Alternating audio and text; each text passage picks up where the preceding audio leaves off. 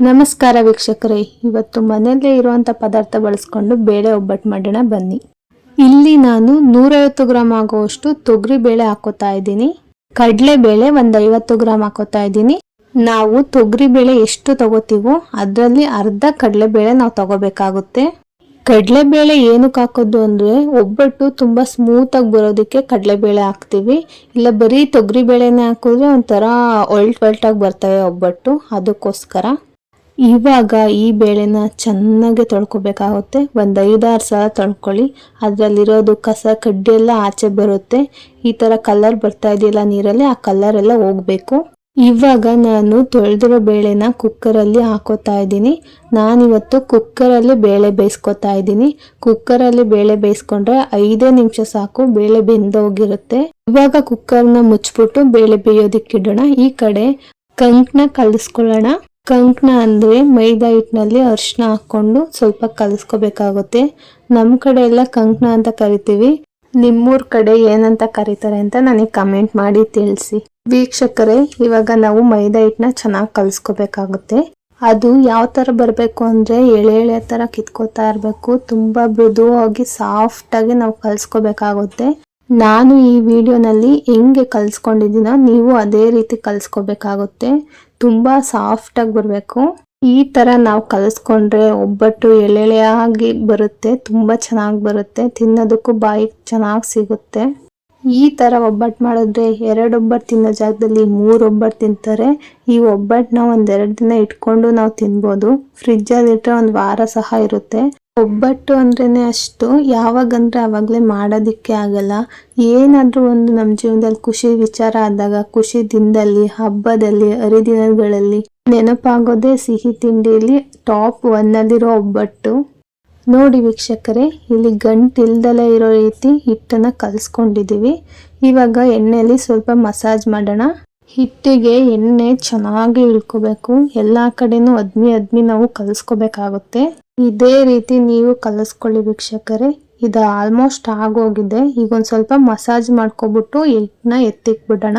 ನಾನು ಹಿಟ್ಟಿನ ಮೇಕೆ ಎಣ್ಣೆ ಕವರ್ನ ಮುಚ್ತಾ ಇದ್ದೀನಿ. ನೀವು ಬೇಕಾದ್ರೆ ಒಂದು ಬಟ್ಲು ಇಲ್ಲ ಪ್ಲೇಟು ಯಾವ ತರ ಮುಚ್ಚಿಡ್ಬೇಕು ಅಂದ್ರೆ ಆ ಹಿಟ್ಟಿಗೆ ಗಾಳಿ ಆಡಬಾರ್ದು, ಆ ತರ ಮುಚ್ಚಿಡ್ಬೇಕು. ಈ ತರ ಮುಚ್ಚಿಟ್ಟು 10 ನಿಮಿಷ ಬಿಟ್ರೆ ಚೆನ್ನಾಗಿ ಹಿಟ್ಟು ಸಾಫ್ಟ್ ಆಗಿ ಊದ್ಕೊಂಡಿರುತ್ತೆ. ತುಂಬಾ ಕೈಗೆ ಚೆನ್ನಾಗಿ ಸಿಗುತ್ತೆ ಅಂತ ಅಷ್ಟೇ. ಇಲ್ಲಿ ವೀಕ್ಷಕರೇ, ನಾನು 100 ಗ್ರಾಂ ಆಗುವಷ್ಟು 1 ಉಂಡೆ ಬೆಲ್ಲ ತಗೊಂಡಿದ್ದೀನಿ. ಆ ಬೆಲ್ಲನ ನೀಟಾಗಿ ಪುಡಿ ಮಾಡ್ಕೋಬೇಕಾಗುತ್ತೆ ನಾವು ನುಣ್ಣಗೆ. ಸ್ವಲ್ಪ ದಪ್ಪ ಇದ್ದು ಪರವಾಗಿಲ್ಲ. ನಾವು ಬೇಳೆಗೆ ಹಾಕಿ ಗ್ಯಾಸ್ ಮೇಲೆ ಬೇಯಿಸೋದ್ರಿಂದ ಆರಾಮಾಗಿ ಅದು ಕರಗೋಗುತ್ತೆ. ನೋಡಿ ವೀಕ್ಷಕರೇ, ನಾವು ಇವಾಗ ಬೆಲ್ಲ ಕುಟ್ಟಿದಾಗಿದೆ. ಅವಾಗ್ಲೇ ನಾವು ಕುಕ್ಕರಲ್ಲಿ ಬೇಳೆ ಬೇಯೋಕೆ ಇಟ್ಟಿದ್ವಲ್ಲ, ಅದನ್ನ ನೋಡೋಣ ಬನ್ನಿ. ನಾನು 5 ನಿಮಿಷ ಅಷ್ಟೇ ಒಲೆ ಮೇಲೆ ಇಟ್ಟಿದ್ದು ಕುಕ್ಕರ್ನ. ಅಷ್ಟರಲ್ಲಿ 1 ವಿಷಲ್ ಅಷ್ಟೇ ಕೂಗ್ಸಿರೋದು. ನೋಡಿ ಬೇಳೆ ಎಷ್ಟು ಚೆನ್ನಾಗಿ ಬೆಂದಿದೆ, ಉಡುಡಿ ಆಗಿದೆ. ಇದೇ ತರ ನಾವು ಬೇಯಿಸ್ಕೋಬೇಕಾಗುತ್ತೆ. ಇನ್ನೊಂದು ಕೂಗು ಜಾಸ್ತಿ ಕೂಗಿಸ್ತೀವಿ ಅಂತಂದ್ರೆ ನೀವು ಹೋದ್ರೆ ಮೊಸರನ್ನ ಆಗೋಗುತ್ತೆ, ಬೇಳೆ ಎಲ್ಲ ಕದ್ರೋಗ್ಬಿಡುತ್ತೆ. ಅದಕ್ಕೆ ಒಬ್ಬಟ್ಟಿಗೆ ಬರೋದೇ ಇಲ್ಲ, ಆ ತರ ಆಗುತ್ತೆ. ಇವಾಗ ಬೇಳೆ ಕಟ್ನ ಒಂದು ತಪ್ಪಲೆಗೆ ಎತ್ತಿಟ್ಕೊಂಡ್ಬಿಡೋಣ. ಅದನ್ನ ನೀವು ಬೇಕಾದ್ರೆ ಒಬ್ಬಟ್ಟು ಸಾರು ಮಾಡೋದಿರೋ ಒಬ್ಬಟ್ಟು ಸಾರು, ಬೇಳೆ ಸಾರು ಮಾಡೋದಿರೋ ಬೇಳೆ ಸಾರಿಗೆ ನೀವು ಬಳಸ್ಕೋಬಹುದು. ಇವಾಗ ಬೇಳೆನ ಗ್ಯಾಸ್ ಮೇಲೆ ಇಟ್ಟು ನೀಟಾಗಿ ಅದನ್ನ ಒಂದ್ ಸ್ವಲ್ಪ ಬೇಯಿಸ್ಕೊಳ್ಳೋಣ. ನಾವು ಅವಾಗಲೇ ಕುಟ್ಟಿಟ್ಕೊಂಡಿದ್ವಲ್ಲ ಬೆಲ್ಲನ, ಅದು ಸಹ ಹಾಕ್ಬಿಡೋಣ. ಫುಲ್ಲು ಹಾಕಿ, ಇಲ್ಲ ಅಂದ್ರೆ ಸಿಹಿ ಕಮ್ಮಿ ಆಗ್ಬಿಡುತ್ತೆ. ನಾವು ಇವಾಗಲೇ ಬೇಳೆಯಲ್ಲಿ ಚೆನ್ನಾಗಿ ಬೇಯಿಸ್ಕೋಬೇಕಾಗುತ್ತೆ. ಬೆಲ್ಲ ಎಲ್ಲ ಚೆನ್ನಾಗಿ ಅಂಟ್ಕೋಬೇಕು. ಇವಾಗಲೇ ಬೆಲ್ಲ ಚೆನ್ನಾಗಿ ಕರ್ಗೋದು. ನೀವು ಇವಾಗಲೇ ಎಲ್ಲ ಬೇಯಿಸ್ಕೋಬೇಕಾಗುತ್ತೆ ಬೆಲ್ಲನ. ಏನಾರ ಹಂಗೆ ಬಿಟ್ಬಿಟ್ರೆ ಕಲ್ ತರ ಸಿಗುತ್ತೆ, ಅದು ಚೆನ್ನಾಗಿರಲ್ಲ. ಇವಾಗಲೇ ಕರಸ್ಕೊಬಿಡೋಣ. ಇದು ಚೆನ್ನಾಗಿ ಕುದಿ ಬರ್ಲಿ ವೀಕ್ಷಕರೇ. ಇವಾಗ 2 ಏಲಕ್ಕಿನ ಕುಟ್ಬಿಟ್ಟು ನಾನು ಬಿಡಿಸಿ ಹಾಕ್ತಾ ಇದ್ದೀನಿ. ಎಲೆನ ಹಾಕ್ತಾ ಇಲ್ಲ, ಅದ್ರಲ್ಲಿರೋ ಬೀಜ ಹಾಕ್ತಾ ಇದ್ದೀನಿ. ಬೇಳೆನ ಹಂಗೆ ಬಿಡಕ್ ಹೋಗ್ಬಿಡ್ರಿ, ಕುದಿತೈತೆ ಅಂತವ. ಕೈ ಆಡಿಸ್ಕೋತಾ ಇರಿ, ಇಲ್ಲ ಅಂತಂದ್ರೆ ಅದು ಸೀದೋಗ್ಬಿಡುತ್ತೆ. ಸೀದೋದ್ರೆ ಚೆನ್ನಾಗಿರಲ್ಲ, ಸೀದ್ರೆ ಸ್ಮೆಲ್ ಬಂದ್ರು ಒಬ್ಬಟ್ಟು ಚೆನ್ನಾಗಾಗೋದಿಲ್ಲ. ನೋಡಿ ವೀಕ್ಷಕರೇ, ಬೆಲ್ಲ ಎಲ್ಲ ಕರ್ಗೋಗಿದೆ. ಇವಾಗ ನಾವು ಕಾಯಿ ಹಾಕೊಳ್ಳೋಣ. 1 ಕಾಯಿ ನಾನು ಹಾಕೋತಾ ಇದ್ದೀನಿ. ಇದು ಕಾಯಿ ಎಷ್ಟು ಹಾಕಿದ್ರು ಚೆನ್ನಾಗಿರುತ್ತೆ. ಇದು ಅಷ್ಟೇ ವೀಕ್ಷಕರೇ, ನಾವು ಬೆಲ್ಲನ ಹೆಂಗ್ ಕರಗಿಸ್ಕೊಂಡ್ವೋ ಕಾಯಿನೂ ಸಹ ಅದೇ ರೀತಿ ನೀಟಾಗಿ ಬೇಯಿಸ್ಕೋಬೇಕಾಗುತ್ತೆ. ಬೇಳೆಯಲ್ಲಿ ಚೆನ್ನಾಗಿ ಕಾಯಿಗೂ ಸಹ ಸಿಹಿ ಹತ್ತಬೇಕು. ಆ ಥರ ಒಂದು ಮೀಡಿಯಂ ಫ್ಲೇಮ್ನಲ್ಲಿ ಇಟ್ಕೊಂಡು ಬೇಯಿಸ್ಕೊಳ್ಳೋಣ.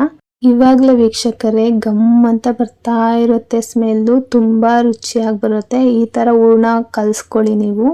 ಏನೇನೋ ಗಸಗಸೆ ಅದು ಇದು ಏನೇನೋ ಹಾಕಿ ಮಾಡೋದ್ಕಿಂತ ಈ ಥರ ಸಿಂಪಲ್ಲಾಗಿ ಬೇಳೆ ಬೆಲ್ಲ ಸ್ವಲ್ಪ ಕಾಯಿ ಇದ್ರೆ ಸಾಕಾಗುತ್ತೆ. ಆರಾಮಾಗಿ ರುಚಿಯಾಗಿರೋಂಥ ಒಬ್ಬಟ್ಟು ನಾವು ಮಾಡ್ಬೋದು. ನೋಡಿ ವೀಕ್ಷಕರೇ, ಇವಾಗ ಬೇಳೆ ಬೆಂದಿದೆ, ಇದನ್ನ ಮಿಕ್ಸಿಗೆ ಹಾಕೊಂಡು ರುಬ್ಕೊಂಡ್ಬಿಡೋಣ. ನೋಡಿ ವೀಕ್ಷಕರೇ, ನನಗೆ ಎಷ್ಟು ಹೂರ್ಣ ಸಿಕ್ಕಿದೆ. ಎಷ್ಟು ಬರೀ 150 ಗ್ರಾಮ್ ಬೇಳೆ ಹಾಕಿರೋದಷ್ಟೇ. ಈಗಿನ ಕಾಲದಲ್ಲಿ ಬರೀ ಗಂಡ ಹೆಂಡತಿ ಮಕ್ಕಳು ಅಂತಾನೆ ಇರ್ತಾರೆ. ಅವರು ಆರಾಮಾಗಿ ಈ ತರ ವೇಸ್ಟ್ ಮಾಡ್ದಂಗೆ ಸಿಂಪಲ್ ಆಗಿ ಅಡುಗೆ ಮಾಡ್ಕೋಬಹುದು. ಇನ್ನ ಜಾಯಿಂಟ್ ಫ್ಯಾಮಿಲಿ ಇರೋರಾದ್ರೆ ಇನ್ನ ಕ್ವಾಂಟಿಟಿ ಸ್ವಲ್ಪ ಜಾಸ್ತಿ ಹಾಕೊಂಡ್ರೆ ಆಯ್ತು. ಇದೇ ತರ ಮಾಡ್ಬೋದು. ಮತ್ತೆ ವೀಕ್ಷಕರೇ, ಈ ತರ ಉಂಡೆನ ನೀವು ಸಣ್ಣದಾಗೂ ಹಾಕೋಬಹುದು, ದೊಡ್ಡದಾಗೂ ಹಾಕೋಬಹುದು. ನಿಮ್ಗೆ ಯಾವ ತರ ಬೇಕೋ, ಯಾವ ಸೈಜಿಗೆ ನೀವು ಒಬ್ಬಟ್ಟು ತೊಟ್ಕೊಂತೀರೋ ಆ ಸೈಜಿಗೆ ನೀವು ಉಂಡೆ ಹಾಕೊಳ್ಳಿ. ಇನ್ನು ತುಂಬಾ ಸಣ್ಣದಾಗೂ ಹಾಕೋಬಹುದು. ಸಣ್ಣದಾಗಿ ಹಾಕಿದ್ರೆ ನಮ್ಮಲ್ಲಿ ತಿನ್ನೋದೇ ಒಂದೊಂದು ಒಬ್ಬಟ್ಟು ತಿಂತಾರೆ, ಅದಕ್ಕೆ ಜಾಸ್ತಿ ಹಾಕ್ಬಿಟ್ಬಿಡ್ತೀನಿ. ನೋಡಿ ವೀಕ್ಷಕರೇ, ಇಲ್ಲಿ ಕಂಕಣ ಎಷ್ಟು ಚೆನ್ನಾಗಾಗಿದೆ, ಎಳೆ ಎಷ್ಟು ಚೆನ್ನಾಗಿ ಬರ್ತಾ ಇದೆ. ಈ ತರ ಬರಬೇಕು. ನಾವು ಇದಕ್ಕೆ ಜಾಸ್ತಿ ಕೂಡ ಆಯಿಲ್ ಹಾಕಿಲ್ಲ. ಒಬ್ರೊಬ್ರು ತುಂಬಾ ಜಾಸ್ತಿ ಎಣ್ಣೆ ಹಾಕಿರ್ತಾರೆ, ಹಿಟ್ಟಿಗೆ ಸೈಡಲ್ಲೆಲ್ಲ ಎಣ್ಣೆ ಕೂತಿರುತ್ತೆ, ಆ ಥರ ಎಲ್ಲ ಹಾಕ್ತಾರೆ. ಇದು ಆಯಿಲ್ ಫ್ರೀ ತರ ಮಾಡ್ಬೋದು. ಆರಾಮಾಗಿ ಸ್ವಲ್ಪ ಎಣ್ಣೆ ಬೆಳೆಸ್ಕೊಂಡು ತೊಟ್ಬೋದು ಒಬ್ಬಟ್ಟನ್ನ. ಇವಾಗ ಸ್ವಲ್ಪ ಕಂಕಣ ತಗೊಂಡು ಒಬ್ಬಟ್ಟು ತೊಟ್ಕೊಳ್ಳೋಣ. ಒಬ್ಬಟ್ಟು ತೊಟ್ಟೋದಕ್ಕೆ ನಾನು ಇಲ್ಲಿ ಎಣ್ಣೆ ಕವರ್ ತಗೊಂಡಿದ್ದೀನಿ. ಕವರ್ಗೆ ಸ್ವಲ್ಪ ಎಣ್ಣೆ ಹಾಕೊಂಡು ಸ್ವಲ್ಪ ಹೂರ್ಣ ತಗೊಂಡು ಅದನ್ನ ಚೆನ್ನಾಗಿ ರೌಂಡ್ ಮಾಡ್ಕೊಳ್ಳೋಣ ಸಣ್ಣದಾಗೆ. ಅದ್ರ ಮಧ್ಯಕ್ಕೆ ಹೂರ್ಣ ಇಕ್ಕಿ ಫುಲ್ಲು ಕವರ್ ಮಾಡಬೇಕಾಗುತ್ತೆ. ಈ ತರ ನಾನು ಮಾಡ್ತಿದ್ದೀನಲ್ಲ, ಅದೇ ತರ ಮಾಡ್ಕೊಳ್ಳಿ. ನಾವು ಕವರ್ ಮಾಡಿದ್ವಲ್ಲ ಅದನ್ನ ಕೆಳಕ್ಕೆ ಹಾಕೊಳ್ಳಿ. ಇನ್ನ ಮೇಲ್ಗಡೆ ಭಾಗ ಇರೋದನ್ನ ಅದನ್ನ ಮೇಲ್ ಹಾಕೊಂಡು ಚೆನ್ನಾಗಿ ತೊಟ್ಕೊಳ್ಳಿ. ಎಷ್ಟೊಂದು ಜನಕ್ಕೆ ಒಬ್ಬಟ್ಟು ತೊಟ್ಟೋದಕ್ಕೆ ಬರಲ್ಲ. ಅದು ಒಬ್ಬಟ್ಟು ಇಲ್ಲ ಚಪಾತಿ ಮಿಷನ್ ಅಲ್ಲಿ ಬೇಕಾದ್ರೂ ಮಾಡ್ಕೋಬಹುದು. ನಾವು ಇದೇ ತರ ರೊಟ್ಟಿ ಒತ್ತುತ್ತೀವಲ್ಲ ಅದೇ ತರ ಒತ್ಕೋಬಹುದು, ಅದು ಚೆನ್ನಾಗಿ ಬರುತ್ತೆ. ಮಿಷನ್ ಅಲ್ಲಿ ಮಾಡೋದ್ಕಿಂತ ಒಬ್ಬಟ್ಟು ಕೈಯಲ್ಲಿ ತೊಟ್ಟಿರೋದು ತುಂಬಾ ರುಚಿಯಾಗಿ ಬರುತ್ತೆ.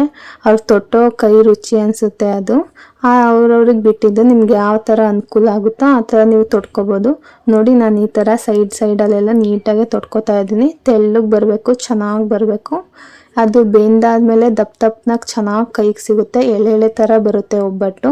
ಅದೇ ತರ ನೀವು ತೊಟ್ಕೊಳ್ಳಿ. ನೋಡಿ ವೀಕ್ಷಕರೇ, ಇಲ್ಲಿ ಒಬ್ಬಟ್ಟು ತೊಟ್ಟಿದ್ದಾಗಿದೆ. ಅಲ್ಲಿ ಗ್ಯಾಸ್ ಮೇಲೆ ಹೆಂಚಿಟ್ಟಿದ್ದೀನಿ. ಅದಕ್ಕೆ ಸ್ವಲ್ಪ ಎಣ್ಣೆ ಹಾಕ್ಬಿಟ್ಟು ಈಗ ನಾವು ತೊಟ್ಟಿರೋ ಒಬ್ಬಟ್ಟನ್ನ ಅದ್ರ ಮೇಲೆ ಹಾಕೋಣ. ಗ್ಯಾಸ್ನ ಲೋ ಫ್ಲೇಮಲ್ಲಿ ಇಟ್ಕೊಳ್ಳಿ, ಇಲ್ಲಾಂದ್ರೆ ಒಬ್ಬಟ್ಟು ಸೀದೋಗ್ಬಿಡುತ್ತೆ. ಅದನ್ನ ಚೆನ್ನಾಗಿ ಕಮ್ಮಿ ಊರಿನಲ್ಲೇ ಬೇಯಿಸ್ಕೋಬೇಕಾಗುತ್ತೆ ನಾವು. ನೋಡಿ ಎಷ್ಟು ಚೆನ್ನಾಗಿ ಊದ್ಕೋತಾ ಇದೆ. ನೋಡಿ, ನಾವು ತೆಳ್ಳುಗೆ ಒಬ್ಬಟ್ಟು ತೊಟ್ಟಿದ್ರು ಅದು ಬೇಯಿಸಾದ್ಮೇಲೆ ದಪ್ಪಗಾಗುತ್ತೆ, ತುಂಬಾ ಚೆನ್ನಾಗಿ ಬರುತ್ತೆ. ಇದೇ ತರ ನೀವು ಬೇಯಿಸ್ಕೊಳ್ಳಿ. ಇವಾಗ ಒಬ್ಬಟ್ಟು ಆಗಿದೆ ವೀಕ್ಷಕರೇ, ಇದನ್ನ ಸೈಡಿಗೆ ಎತ್ತಿಟ್ಕೊಂಡ್ಬಿಡೋಣ. ಇನ್ ಮಿಕ್ಕಿದ್ದು ಇದೇ ತರ ಹಾಕೊಳ್ಳೋಣ. ನೋಡಿ ಎಷ್ಟು ಚೆನ್ನಾಗಿ ಬಂದಿದೆ ಒಬ್ಬಟ್ಟು ಅಂತ.